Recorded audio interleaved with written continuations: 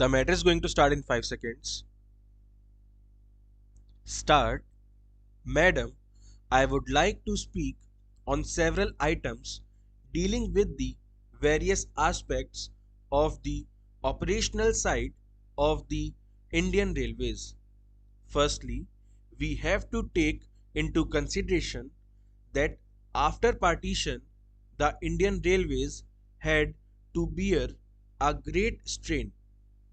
A lot of disturbances did happen in the very structure of the railways, and it was with great foresight that it could be met so well.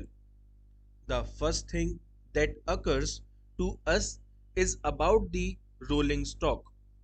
The rolling stock is very important because India used to import a large number of engines and so many other things which are associated with the operational side. It is very heartening to see that today most of these things are being produced in India. Recently, I had the privilege of visiting some of these factories, especially the Chitranjan factory, and I say the recent manufacture of an electric engine was something indicative of the wonderful achievement. Steam engines and diesel engines are manufactured, the latter ones. Varanasi. These have gone a long way in meeting the demands of the railways sufficiently. As far as many other things connected with the electric equipment are concerned, I find that they are also produced in a large number at Bhopal at the heavy electricals factory, which I had the privilege of visiting only the other day, and they have given a very good account of themselves. These things should augur well for future activities as far as the railways are concerned. Madam, about the amenities and so many other things concerning the second class passengers, the railways have done very well. Our democratic government, as it is, has to look to the needs of the second class passengers who subscribe to the tune of 80% of the railway's revenue.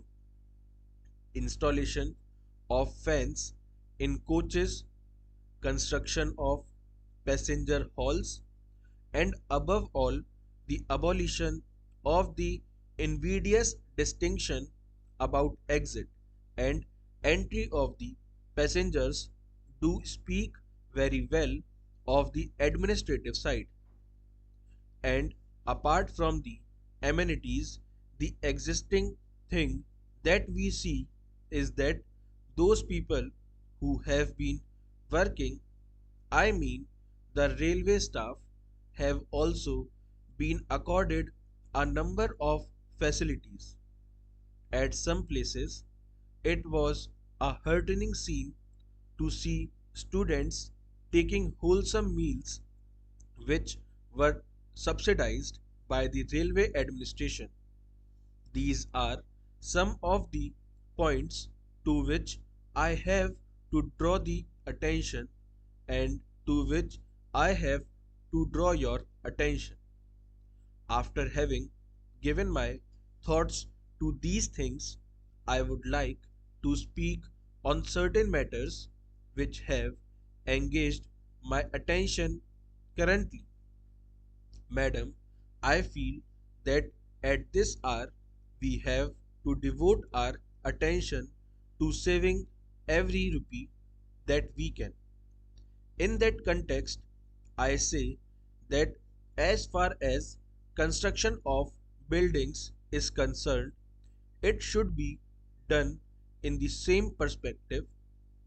I mean, there are stations which have been demolished, stations which could have been quite serviceable for years to come.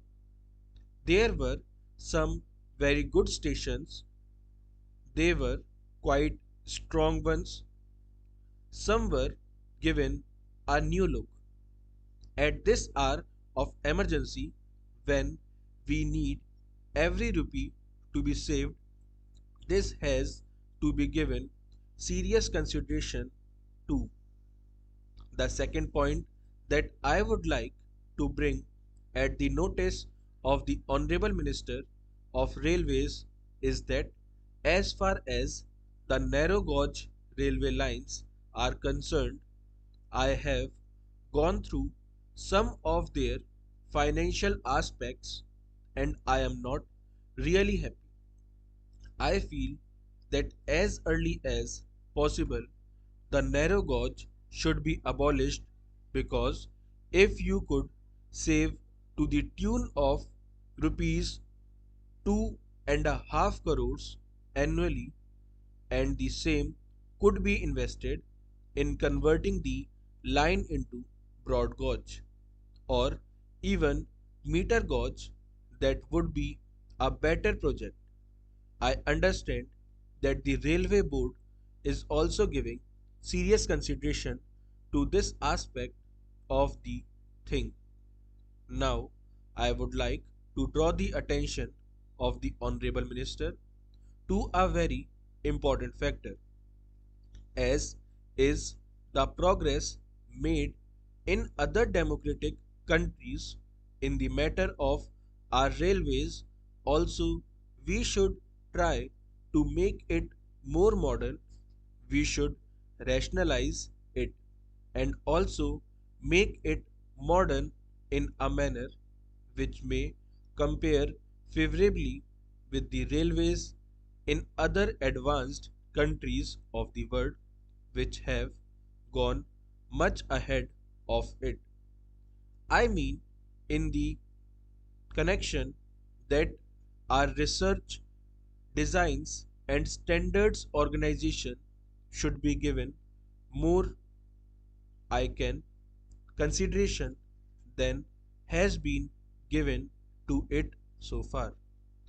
Madam, I can quote in this context some of the organizations working in various countries, especially in Japan, Britain, and America. Japan is one country which has gone far ahead of even many of the Western countries. Those who have seen the performance of the Japanese railways will bear me out that it is an amazing feat how the entire system has gradually been developed. Full stop.